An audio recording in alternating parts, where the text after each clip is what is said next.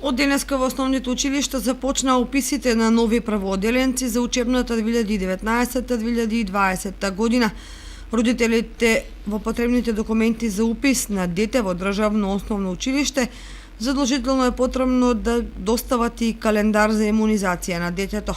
Оние деца кои што не се вакцинирани нема да бидат примени во образовните институции, но Центарот за јавно здравје Кочани информира дека кај нас нема деца кои што не се вакцинирани и дека процентот на вакцинирани деца е висок.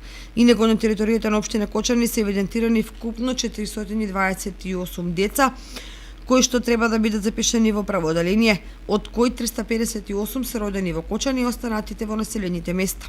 Но со оглед на иселеноста, реално се очекува да бидат запишани најмногу 300 правачиња во 5 основни училишта во општината, информираше Голубинка Ѓоргиева, раководител на оделението за јавни дејности во општина Кочани.